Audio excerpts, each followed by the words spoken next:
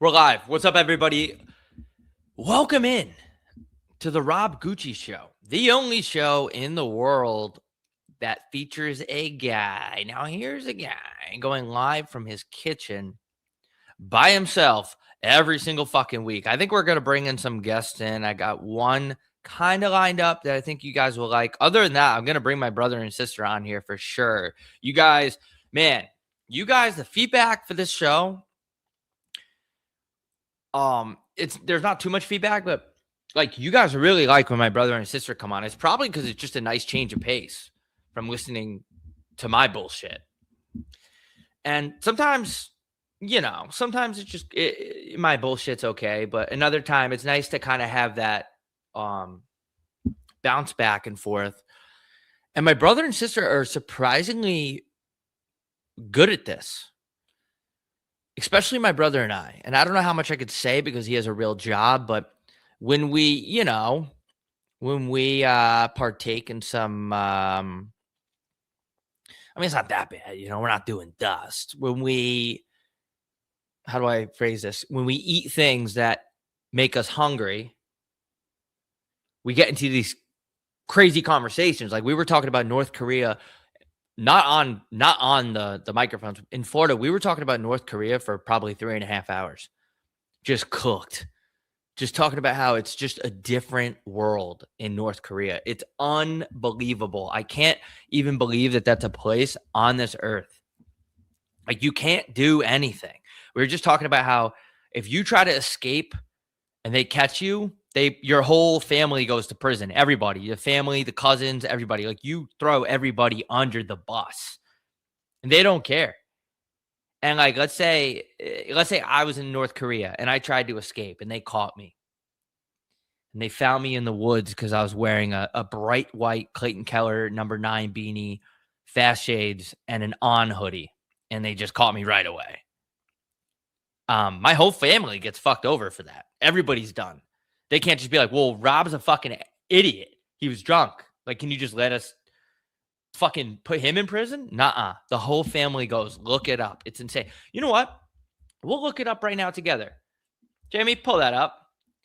What happens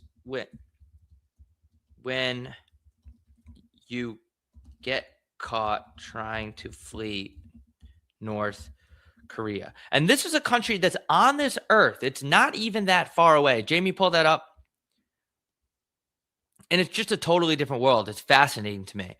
But there's things like that I talk about my brother with. We just get into conversations like good ones where not everything has to be transactional with my family, but I do wish some of the conversations that we've had are on the show. So I'm going to send him a microphone and my sister one because she has a lot to say, she said. But she's a little bit more of a loose cannon than my brother. My brother kind of, we just talk about things like North Korea, Chinese food. What were we talking about? Just like common topics that you would talk about, like when you're sitting around. Just we were talking about how whether we killed people in our dreams or not. That was a crazy one. He killed someone in his dream. And I volunteered to clean up the body. And I know this was on a previous episode, but I was like blown away by it. I was like, wait, I just told you I'll get the body. You're good. Like, get out of here. And he was like, yeah. I was like, I kind of liked that. I liked that I was down to help him out.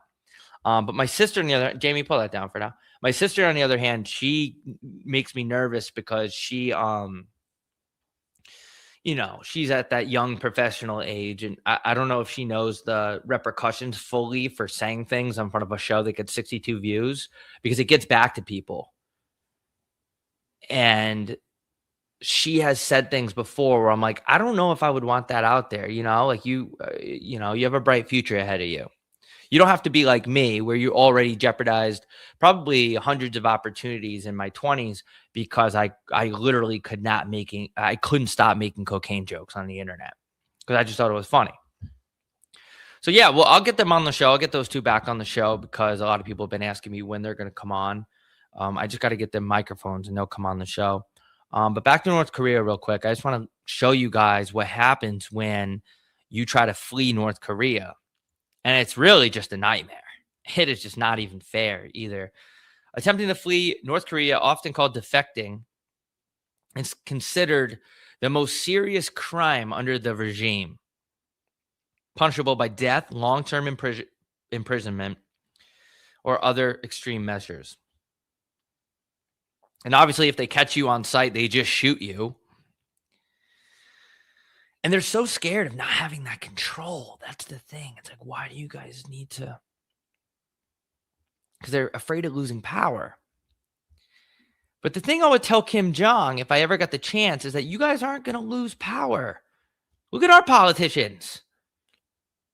You know, they're getting sucked off in the White House. They're in hot tubs with minors. They're insider training. They do whatever they want, and they still have all of the power. We can do whatever we want, and we have no power. It's just like with Kim Jong, he thinks like if anybody gets a little, piece of the pie, that the whole empire is going to fall down. And I'm here to tell you, like Kim Jong, listen, I don't want any problems with North Korea, but you guys will be just fine. Like, let your citizens go outside, let them watch porn. Look at us. Everyone here is addicted to porn. We're doing just great. Let them go on vacation. Let them go on a cruise. You're not going to lose your power. That's the whole thing in North Korea, is like they don't let anybody do anything because they want to maintain the power. But you can let them do stuff and still keep the power. Hold on. What the fuck did I order? You guys hear my doorbell? What the fuck did I order? Hold on a minute.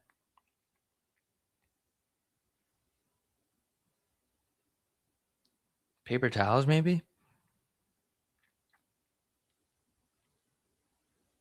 Oh, yeah, paper towels.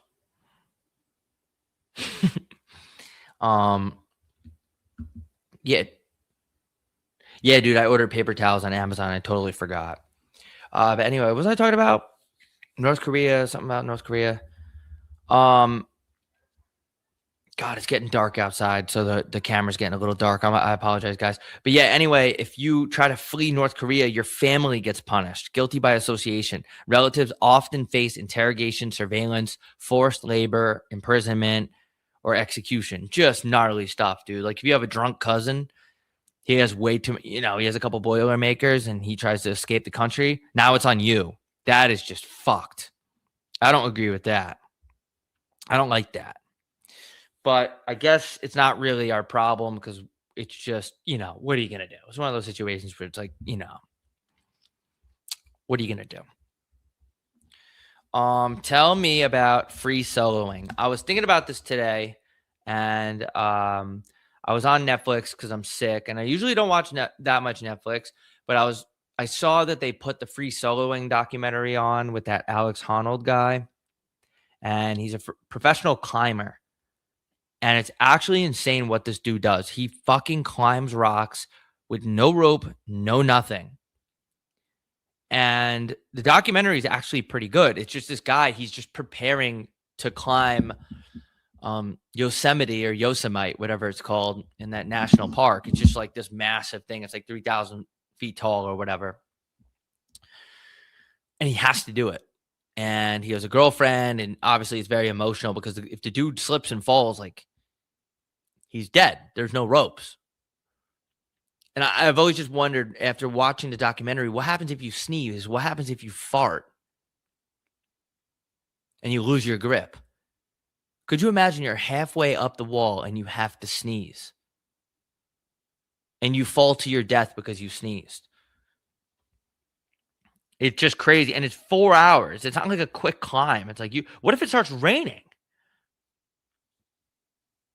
What if you get a bump? Like, what if so many things can happen?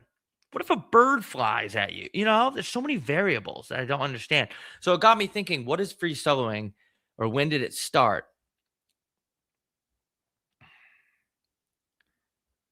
You have to stay perfectly calm while hundreds or thousands sorry, I told you guys, this isn't going to be my best episode. I'm battling. You have to stay perfectly calm while hundreds or thousands of feet, while hundreds of thousands of feet above ground. And death is inches away. Many climbers say the hardest part is not the moves themselves, it's maintaining composure when every instinct screams to grab something secure. Yeah. I mean, you're on a fucking mountain.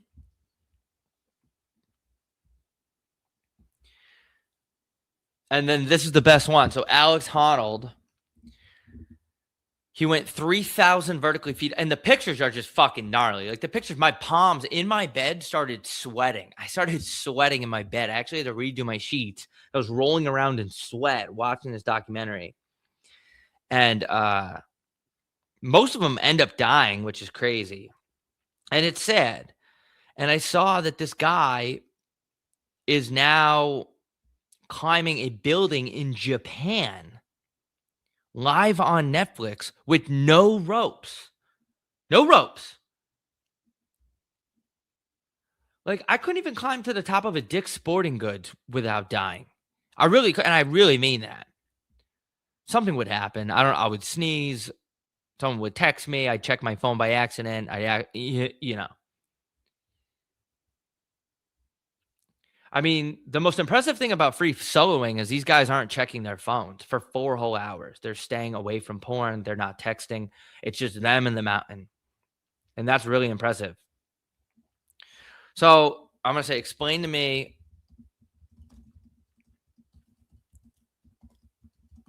new special. I guess you call it, I don't know if you call it a special. But yeah, this same guy, like next week on Netflix is scaling a building. It's called Skyscraper Live, a groundbreaking live streamed event on Netflix where he attempts to free solo. Insane. This is like real shit. Taipei 101, which is Taiwan's iconic 101-story skyscraper, standing 1,600 square feet, 1,600 feet tall. And it's the 11th tallest building in the world. And it's live. And the thing is, I just don't understand. So the guy has 2 kids now. He didn't have kids when he did the Yosemite Park thing. So if he dies on that one, obviously it's still very sad, right? Like, it's terrible. And like everybody on the Netflix crew has to watch. And even in the documentary, like people were just like, I don't even want to watch this. Like, and I don't blame him. I couldn't even watch from my bed, and I knew he survived. Like my gooch is sweat, like everything is sweating. I was so nervous for this dude. And now he's doing it live on Netflix, which kind of adds like another element. Like he knows he's on Netflix. He knows everybody's watching. And it's not just him in the woods climbing up mountains, just him versus the mountain. It's him. It's just a different variable. So hold on, Jamie, pull this up. It says, why is this such a big deal? It's the first of its kind urban free solo. Honnold has done insane big wall solo before, but climbing a skyscraper brings a totally new challenge. Glass, steel, concrete, wind, potential rain delays. That's what I'm saying. In the middle of climbing up this building, what if there's some wind? What if it rains? What if there's office workers on the inside of the building and they press their ass cheeks against the glass, and you're like in the middle of this climb, you look down, there's just a set of cheeks on the glass, and you laugh and you slip and you die. And also it's on Netflix. So I need to know how real this is. It's live. There's no second takes. Unlike a documentary, everything happens in real time. No edits, no safety net. Honnold has said viewers will likely feel on the edge and uncomfortable. Yeah, no shit. So we're going to watch this guy die on Netflix if he falls? Prep and mindset. At 40, husband and father of 2, he's more methodical now, training in caves near Las Vegas, using custom shoes, eating fruit for fuel, confidence. He's been rehearsing on the building with ropes. Hopefully. There's also a live announcer. Like, dude, if this guy falls, it's like, it's such a hard baseball game to announce. Like, oh, and there he goes. He's fucking dead. We're going to end it right here. We're going to cut the commercial. The guy fucking died. I just can't wrap my head around this.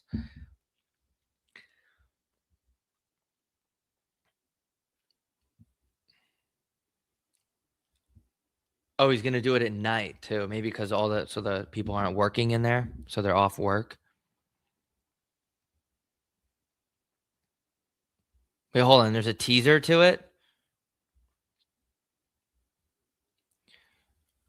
Permission to climb buildings like this is yeah. What's the insurance policy on the building too? Is that come into play? Like his wife. Could you imagine this guy's life insurance policy? It probably sucks. Imagine going to Farmers Only and you tell them that your profession is climbing gigantic objects with no rope. They're like, okay, well, give this guy the worst policy we can get. Like, no disrespect to his wife, but he's probably gonna die. And I don't want to say that in a bad way. I hope he doesn't. I hope he doesn't. Like, this shit is obviously history. It's a huge spectacle. It's insane. It's insane. Like, look at this. They're like, fingers crossed for good weather and safe ascent. Yeah. What? Show me pictures of this guy.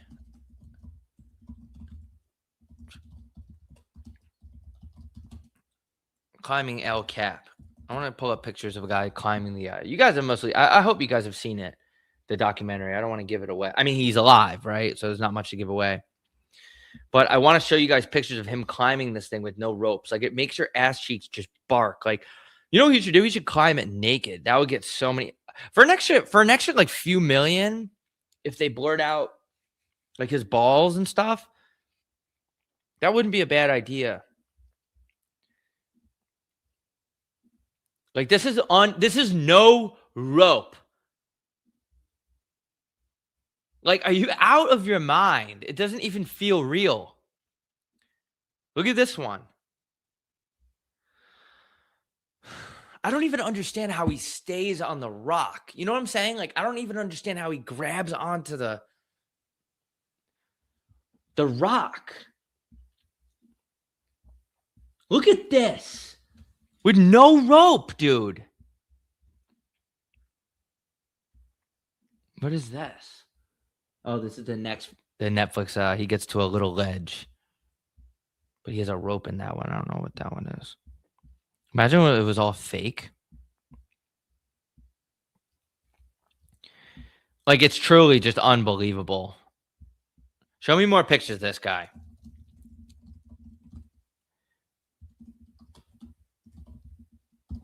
Sorry, guys. This is we're going to look up a lot of things on this episode because I'm under the weather and my creative. Sometimes you just ain't creative, Sometimes it's just, so we're just going to learn together. Guy's absolutely shredded too. I mean, have to be, right? I mean, if I was a chick, I would be DMing, look at this! YouTube, look at this. This is like no edits. The guy's hanging by his two arms and one foot with no rope on.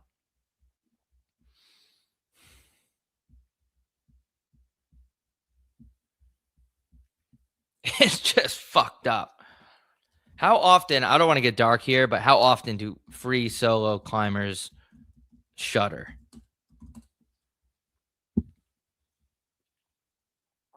Because it's like they're addicted to it. It's like they have to do it. It's like being a fighter. Like, a lot of fighters don't hang it up before it's too late. And you know what's the scary thing about free soloing? You could be 30 feet up and fall and die. Like, you don't even have to be all the way up there. 40 seconds into the climb, if you fall, you're still dead.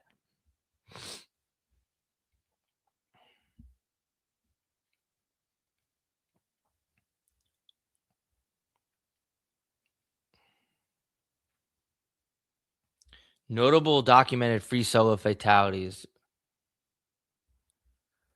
Paul Proust fell at 300 meters on an alpine attempt. Jesus. Jimmy Jewell fell on an easy route. Okay, I mean, you don't have to slander the guy. Like, Jesus Christ. Derek Hershey slipped on a wet rock by soloing. Like, just slipped on a rock.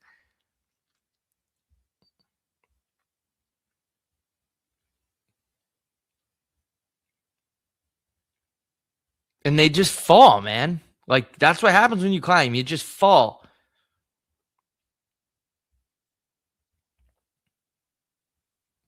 So basically, free solo deaths aren't common in raw numbers, unlike car accidents or other risks, but they happen. They're almost fatal. It's just fucking crazy. It's just out of control, free soloing.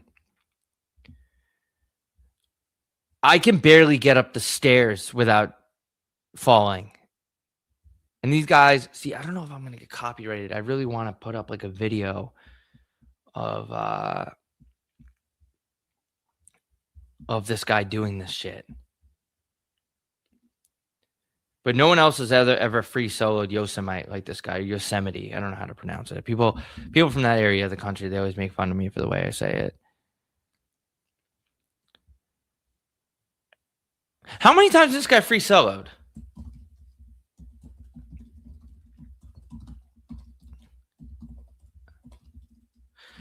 And it's just like, no disrespect to this guy, but what about the daughters, right? And like, they're going to put this live on Netflix. I would just be like, if I'm his wife, I'll be like, dude, like, can we not? Like, what do you have to do to stop climbing? And obviously she's in a marriage and she knows that like this is his passion, this is what he lives for. But it's like, if I'm his wife, I'll be like, I will do that thing you like every night if you just stop. Or at least use a rope.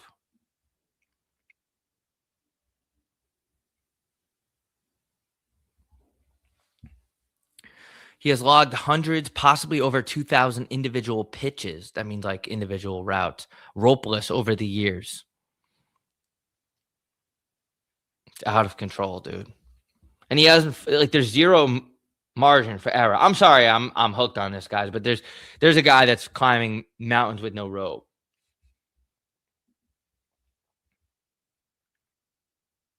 Free soloing at this level is insanely rare and dangerous. Like Honnold's mental composure, low fear response set him apart. Yeah, he has to have like some sort of Asperger's, and I mean this in a most respectful way. He has to have some sort of Asperger's or I don't know if Asperger's is the right one, but he has to have some sort of mental how do I say this without being disrespectful? He has to have some sort of mental, definitely like a different brain or a different, he has to be wired differently to do this. There's no doubt about it. Like, you don't just have balls. Like I said earlier, this is beyond balls. This is beyond your penis and balls. This is something else. This is something that's in your head. This is something that you have a lack of fear for the, like, is that a thing? Like, can humans have a trait that makes them have a lack of fear? Like, he has to have some sort of fear, but he has to have something in his brain where it's like that part's not really available. Yes, humans can have traits or conditions that result in significantly reduced ability to experience fear. That's crazy. That's probably dangerous.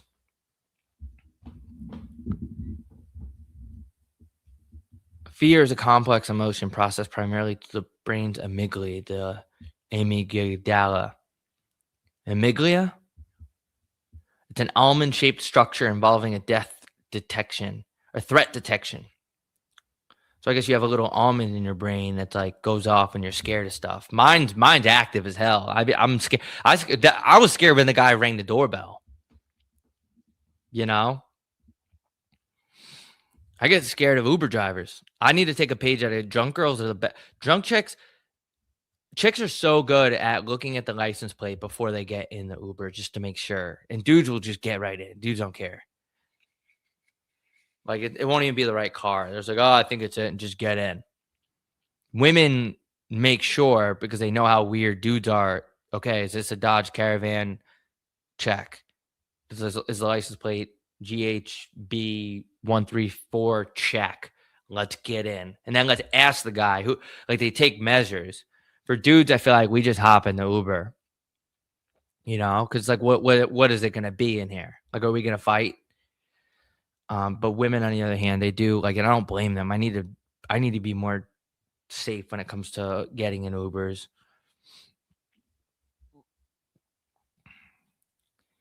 You know, because my amygdala goes off when I get in a Uber. My almond shaped thing in my brain gets like scared, especially if it's like a guy named like Ryan or something with glasses.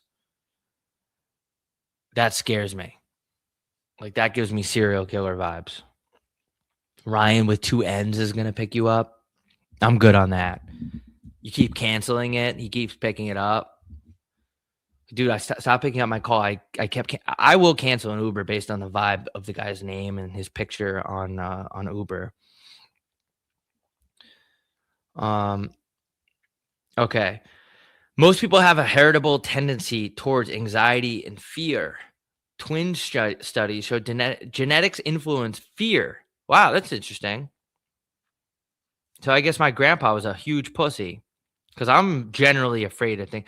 I'm trying to think if I get afraid of things.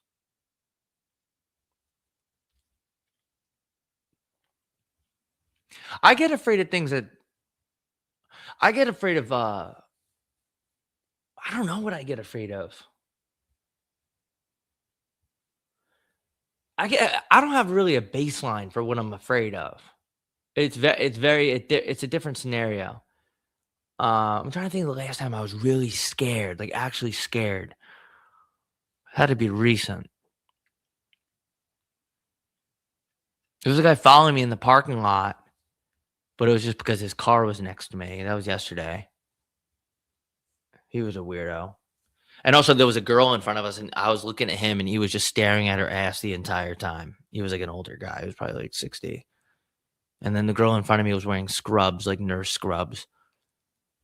And, I'm no angel. Like sometimes, wandering eyes will happen. Like if a girl has a nice body or whatever, but like I kind of go out of my way in public to be respectful and not just stare at someone's cheeks like that. This guy was just dialed in and he was kind of like behind me, diagonal. And I don't know. I was getting scared for her about him. But I'm trying to think the last time I was scared.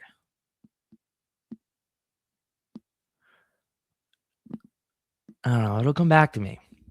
You know what? That's a good topic for a Patreon. When's the last time you were genuinely scared? I can't think of one, dude. I'm really blanking. Fuck. And this is live too. So this is gonna be like 2 minutes of me thinking, what the fuck am I afraid of? Besides sharks, I love sharks, but like I'm talking about if I was in the water, I'd be afraid of them. Offices, I don't like offices at all. You guys know that. The last time I was scared. I had a guy bang on my door, actually. This was probably like a couple months ago.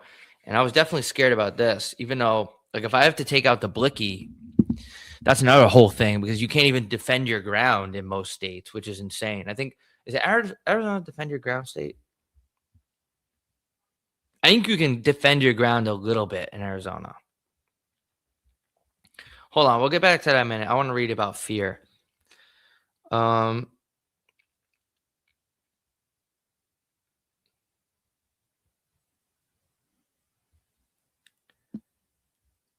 Okay, they're comparing it to this free solo climber. Alex Honnold, the free solo climber, has a normal-looking amygdala, but shows zero activation on fMRI scans when viewing terrifying images. His fear circuitry is unusually quiet, allowing extreme calm under pressure.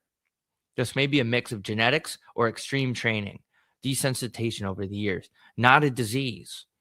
Oh, so they tested this dude's brain.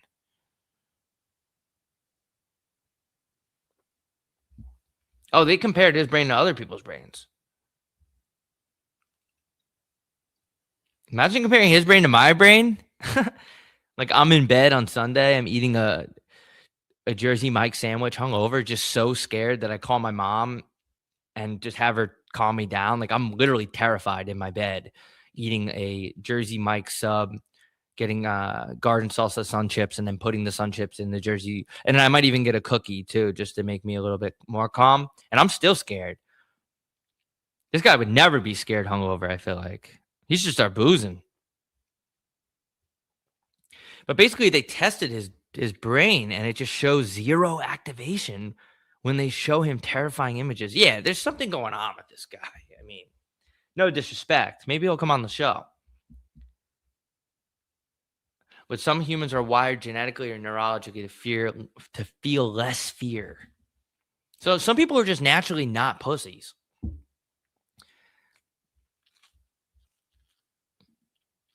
But yeah, dude, there was a guy, somebody came to my door and I was in my bed and I live in like a pretty safe community, I think.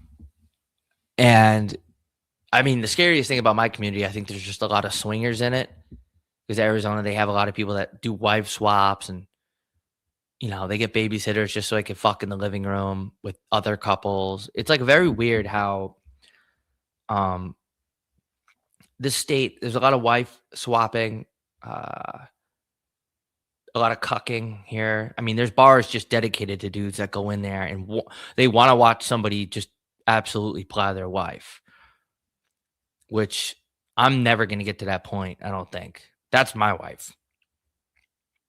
I don't want your penis near my wife ever. But Arizona is weird like that.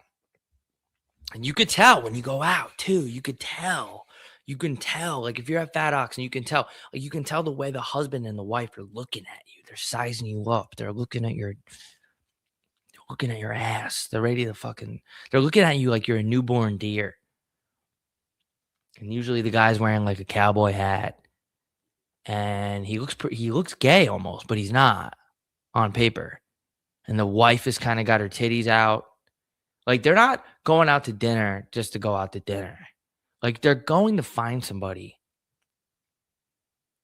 to do group stuff with. That is Scottsdale. Like that is a weird part of it. People don't talk. Look, Jamie, pull that up.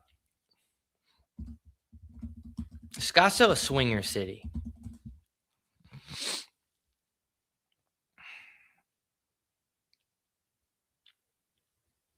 Scottsdale, Arizona isn't exactly a notorious. Oh, let me tell that story real quick. It's not even a cool story. This guy or somebody came to my door. They pounded on it hard. Boom, boom, boom, boom. And I was like, what the fuck? I didn't order any DoorDash or anything like that. And so I got up and I went to the door like pretty quickly. And I can hear when somebody runs back down the stairs. Like when the guy was delivering my paper towels just now, I can hear him like all the way up, drop off my paper towels, all the way down. I can hear him. And I didn't hear anything. And I look out the eye hole and there was no one there. And I was a little bit like, okay, what the fuck was that? That was a little bit scary. It's scary, but not scary because if they ever tried to come in, like, I have measures of defense on here. That's a whole other topic. I would almost have to like go live on Instagram or go live on here just so you guys see like, hey, I'm defending myself. Someone's currently breaking into my house, and then just do a live podcast while it's happening, just so if the situation escalates, I don't get in trouble. Okay, but back to swingers though. Scottsdale, Arizona isn't exactly a notorious swinger city like Vegas or certain parts of Florida. What? But it does have a vibrant, discreet, and upscale adult lifestyle scene.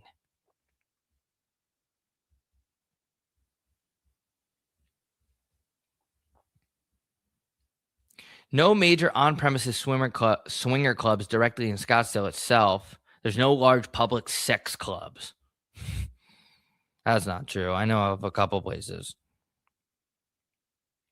Crazy that you can look this up. Club Encounters in Phoenix, a well-known on-premises spot with dance floor, playrooms, and a jacuzzi.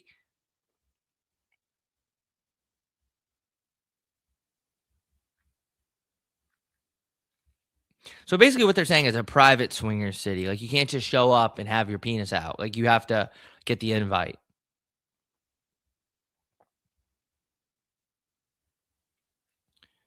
The scene is largely online and private. Platforms like Cassidy, Swing Lifestyle, STC Field are popular for profiles, event invites. Oh my God. Reddit threads, Reddit/swingers/Scottsdale. Some mainstream spots, the Blue Martini. I've been there. Riot House or wine bars attract open-minded crowds for mingling.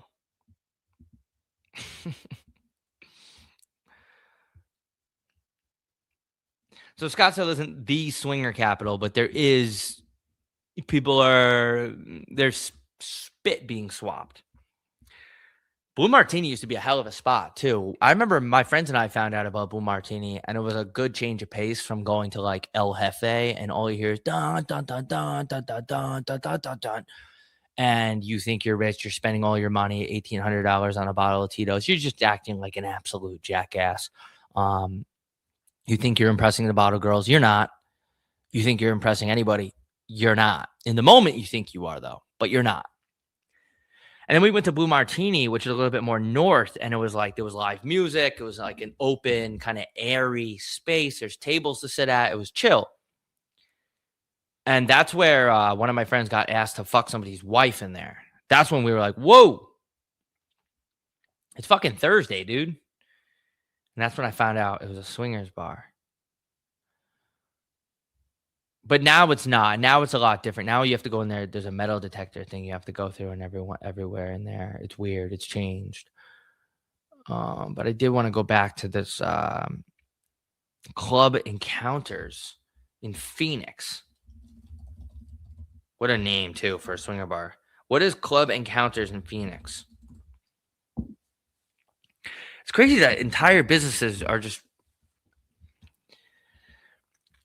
Club Encounters is a well-established on-premises swingers social club. What?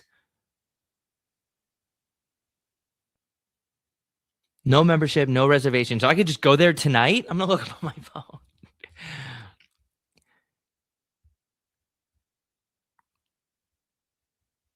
Club Encounters. Oh, my God. Holy shit. This isn't even far. This is right by where I rent my U-Hauls.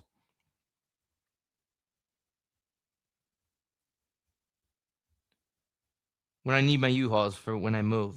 It's not like I'm always going to U-Haul. Oh my God, this is crazy.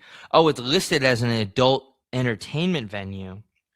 Oh my God. Hold on, let me see if this...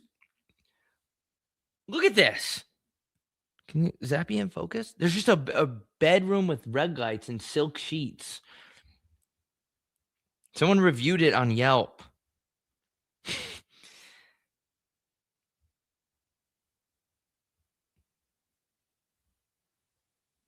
Honestly, besides the creepy men, there were a lot of really fun people and fun ladies and fun dudes. Good time and good atmosphere. 5 stars.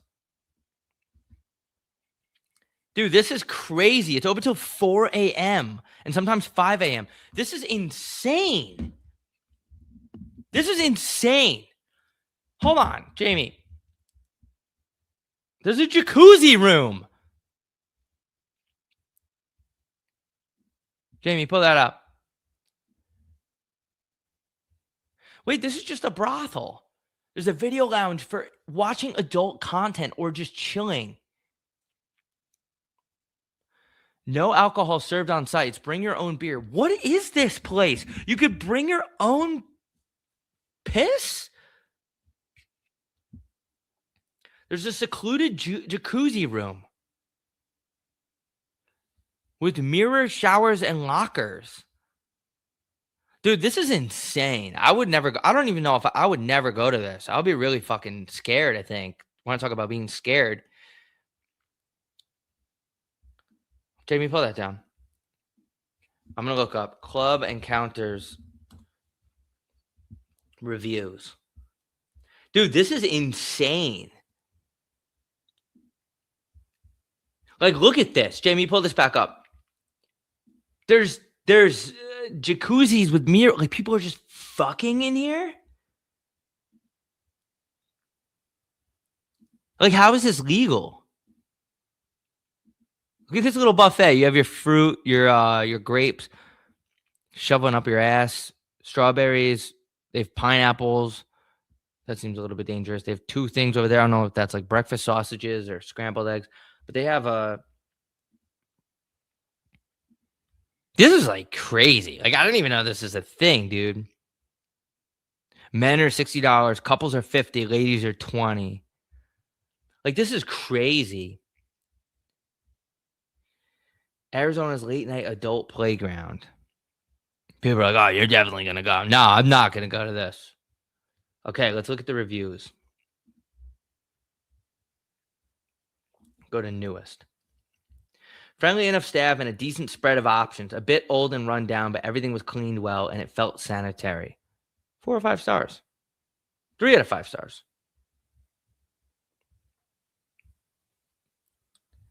Okay, this is 3 days ago. This is from Crystal. She's talking about a glorified brothel. Sketchy part of town in a rundown building. The smell was horrible inside. It smelled like BO mixed with mold. They give you a tour after you pay. I'm sure there's a reason they take your money first before you can see the place. The upstairs tour was worse than the downstairs. The tour guide did not even get up off the chair initially to show us around. What do you want to see, Crystal? People are in there shooting ropes. The rooms are run down and smell. 1 out of 5. This is not a lifestyle club, she said. It's a beat your meat club. So are people just... This guy reviewed the food. It's 3 out of 5. Oh, and who's eating from here?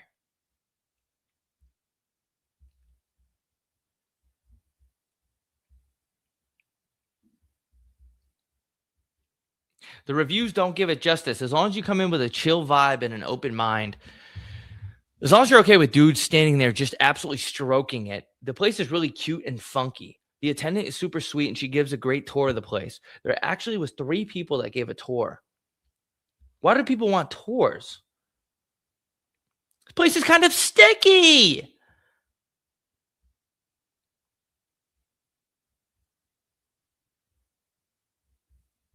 This is insane. This is from a guy named Chicken Curry. I'm not exaggerating when I say I had the greatest time of my entire life when I came here. I crossed some spicy things off my bucket list. So this guy, someone put something in his butt. Something that's ass play all over it. By a guy named Spicy Chicken Curry.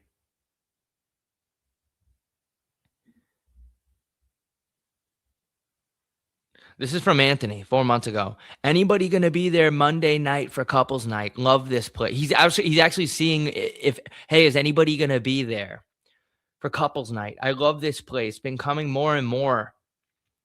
Becoming more and more open with my wife. She loves it.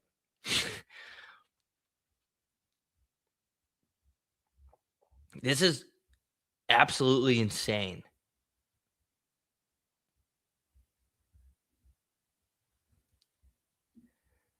No one wanted to be social. The ratio between men and women was way off. Yeah, the ratio, it's probably just all dudes. This is fucking crazy. This is like, I've been in Arizona for like 13 years and I can't even believe what I'm reading right now. Like, this is like 20 minutes away. Club encounters. Click on images.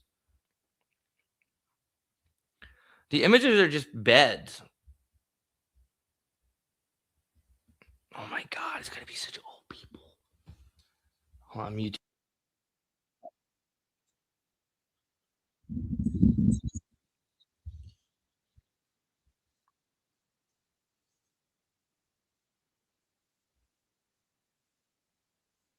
Oh my God, this tour is from 13 years ago.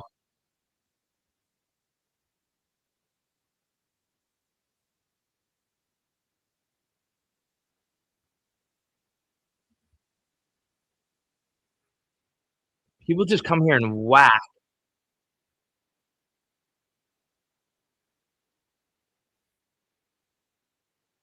What did you just say?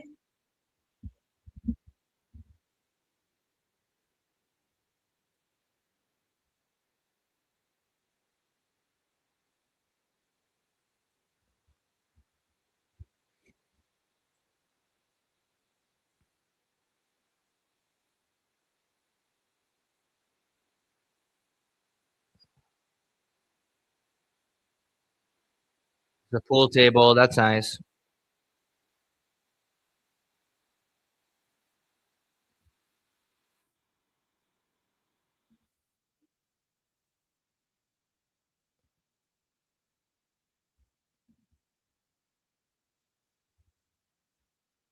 They better be washing that thing.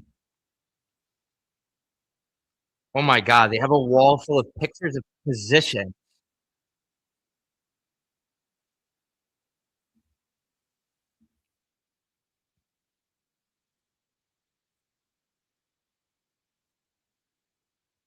Wait, the what rules? You have to be naked where? What is going on?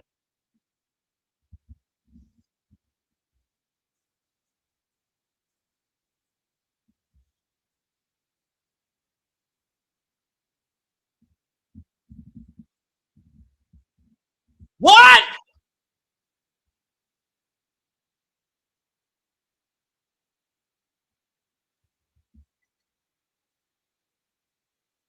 You have to be naked. You have to be whacking it.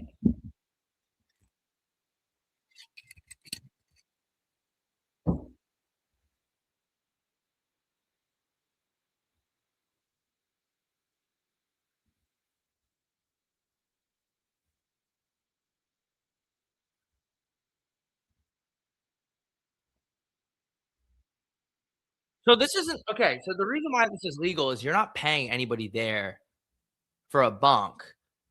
You're basically it's just basically like a Chuck E. Cheese for shooting ropes.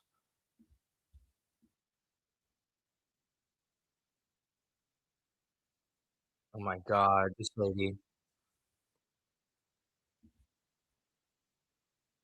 I feel like you would get killed in here.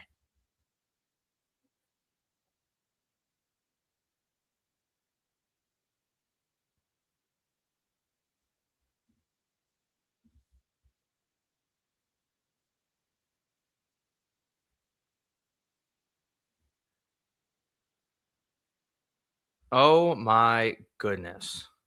The more you learn on the Rob Gucci show, that is just insane. All right, guys, I gotta go. Um, I'm gonna go to Club Encounters right now just to check it out. I'm not going in. I just want to drive by it.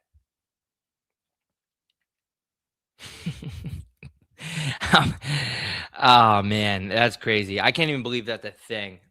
I feel like if I went in there, I feel like that would change my brain chemistry for the rest of my life.